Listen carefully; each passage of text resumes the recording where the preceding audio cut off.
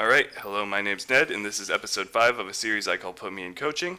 And in this episode, I'm going to talk about the pick ban phase and talk about ways that you can make sure that a team does not have a bad pick ban phase. Because I've been watching the LCS and I've been watching a little bit of the LCK, and it's appalling to me how sometimes these teams can have bad pick ban phases. You have time to prepare, and maybe somebody can throw you for a loop with a surprise pick, but even then, your team comp should never be bad. They should just have surprised you with their pick. You should never have a team comp that doesn't necessarily have any win conditions. So, I won't just bitch about the problem, I'll give my solution to it. The first thing you're going to want to do with your team is you're going to talk about all the different team comps you might want to run. This is just on like the first day or the first or second day you even meet your team. You want to try to get this established. You want to talk about all the different team comps you might want to run and what their win conditions are and what tools you need to execute those win conditions. So the one I'm going to use, because it's the easiest to illustrate, is the split push comp. With the split push comp, you're going to have one strong laner who pushes one side, this is the win conditions, pushes the side lane and either draws the attention of the enemies up there so your team can take objectives on the other side of the map, or just takes objectives on that side of the map while the team is distracting. Okay, so now that we've talked about the win conditions for the split push comp, we need to talk about the tools you need to execute them. So clearly, one tool you need is a strong laner, strong split pusher who can 1v1 a duelist. So a Zed, a Trundle, whatever, who's going to be able to take the towers or kill at least one enemy champion, maybe two, depending on if they get fed or not. Next, you need disengage, because if you have a split pusher in the top lane or in the bot lane, and they just jump 5 people on your 4 people, the teleport's got nerfed, so you can't teleport in time. So you need the disengage to happen, where you need the Janna to monsoon them all away, or tornado them all away, or the Gragas to explosive cast them all away, so that your 4 people don't get murdered, and then they just push down your mid lane and end the game because you only have one person alive in the side lane.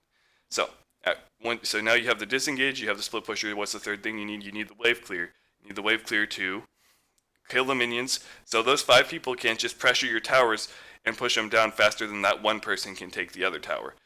So those are the things, the tools you need to execute the win conditions of the split push comp. And you need to go through every team comp you might need: pick comps, team fight comps, siege comps. You need to go through all those comps and discuss the things you need to execute the win conditions of that comp. So now that you have that established, you can determine what kind of champions you want to pick, because the comp is always more important than the specific champion. The OP pick is not as important as getting the right tools. So, but with that being said, you still want to establish the OP picks to see if you can fit them into the team comp. So you go through, you put on a whiteboard or a Google document that all the players can see and all the players can edit, and you have your S tier, your A tier, your B tier, and you won't even worry about C tier because those characters are just too bad to play. You can maybe play the B tiers if they're like specific counters to specific lane matchups, but you want to mainly play the S tier champions and the A tier champions if the S tiers are already picked and banned, or if you need a specific tool for your team comp. So pick the S tier champions, maybe like Gragas, Rek'Sai, Ryze, Ashe, whoever is up in the S tier right now. I don't really know. It's not my job to know. You would put those up there, and you have your players input this. You have the whole team sit down. It's going to take maybe 30 minutes to discuss who's the most OP characters in the game right now. And you can always have the players go in and change this, and you can always go in and change this. So you establish that. Once you've established all the best players or all the best characters, once you get into your pick ban phase, you need to decide whether you want to focus around a champion or you want to focus around a team comp. So if you focus around a champion, so let's say Ashe is really strong right now. Ashe has basically revitalized the pick comp with her arrow. So you say, okay, well, Ashe is ridiculously strong right now, so we're going to try to get Ashe. So you get Ashe, and then you need to from the rest of the team comp, or maybe you pick with the assumption that they're not going to take your Ashe away. But that's just strategical know-how and stuff. That's preparation for an individual match, and this is just general preparation I'm talking about. So maybe you pick your team comp and you're going to have the Ashe in there. You need to then pick tools that